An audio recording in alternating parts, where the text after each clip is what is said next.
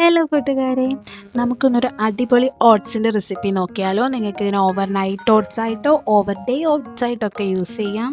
അതായത് ബ്രേക്ക്ഫാസ്റ്റ് ആയിട്ടോ ഡിന്നറായിട്ടോ എങ്ങനെ വേണമെങ്കിലും ട്രൈ ചെയ്ത് നോക്കാം കേട്ടോ. ഇതൊരുപാട് എക്സ്പെൻസീവ് അല്ല.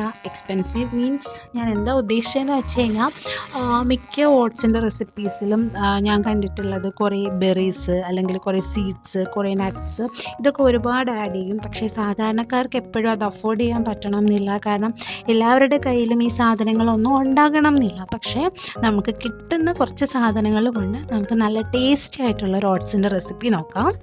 ഞാനിവിടെ ഒരു 1/4 കപ്പ് ഓട്സ് എടുത്തിട്ടുണ്ട്. 1/4 കപ്പ് ഓട്സ്, പിന്നെ അതേപോലെ തന്നെ ഒരു ആപ്പിളിൻ്റെ പകുതി, പിന്നെ ഒരു മാതളത്തിൻ്റെ പകുതി, പിന്നെ വേണ്ടത് ഒരു റോബസ്റ്റ് പഴം. അപ്പോൾ ഇത്രയാണ് കേട്ടോ ഞാൻ ഫ്രൂട്ട്സ് ആയിട്ട് ഇവിടെ ആഡ് ചെയ്തിരിക്കുന്നത്.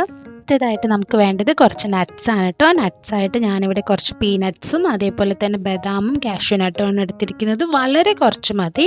അത് ജസ്റ്റ് ഒന്ന് ക്രഷ് ചെയ്ത് കൂട്ടുകാർ ആഡ് ചെയ്ത് കൊടുക്കുക. ബദാമൊക്കെ നിങ്ങളുടെ കയ്യിൽ കാണും ഞാൻ വിചാരിക്കുന്നു. പിന്നെ വേണ്ടത് കുറച്ച് റൈസിൻസ് ആണ്, അതായത് നമ്മുടെ ഉണക്കമുന്തിരി. ഒരുപാട് ഹെൽത്ത് ബെനിഫിറ്റ്സ് ഉണ്ട്. ഉറപ്പായിട്ടും നിങ്ങളത് ചേർത്ത് കൊടുക്കുക. നല്ലൊരു ടേസ്റ്റ് നമ്മുടെ ഓട്സിനത് തരും. പിന്നെ വേണ്ടത് നമുക്ക് കുറച്ച് ചിയാ സീഡാണ്.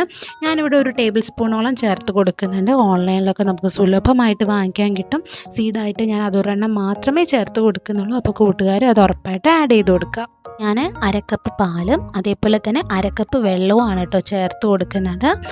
ഞാനിവിടെ വെള്ളത്തിന് പകരം നിങ്ങൾക്ക് വേണമെങ്കിൽ 1 കപ്പ് പാല് തന്നെയായിട്ട് എടുക്കാം. ഞാനിവിടെ 1/2 കപ്പ് വെള്ളമാണ് എടുക്കുന്നത്. പിന്നെ 2 ടീസ്പൂൺ തേനും കൂടെ ഞാൻ ചേർത്ത് കൊടുക്കുന്നുണ്ട്. കൂട്ടുകാർക്ക് ആ ഒരു എക്സ്ട്രാ മധുരം വേണ്ടാന്നുണ്ടെങ്കിൽ അതും കൂടെ സ്കിപ്പ് ചെയ്യാം. ഇത്രയും ചേർത്ത് നല്ലപോലെ മിക്സ് ചെയ്ത് നമുക്ക് ഫ്രിഡ്ജിൽ വെച്ച് ഇതിനെ അത് രാത്രി മുഴുവനോ അല്ലെങ്കിൽ പകൽ മുഴുവനോ നിങ്ങൾക്കിത് വെച്ച് നിങ്ങൾക്കിത് ഉപയോഗിക്കാം. ഉറപ്പായിട്ടും ട്രൈ ചെയ്ത് നോക്കുക. നല്ല റെസിപ്പിയാണ്, നല്ല ടേസ്റ്റ് ഉണ്ട്, നല്ല ഫില്ലിംഗ് ആയിട്ട് നമുക്ക് കിട്ടും.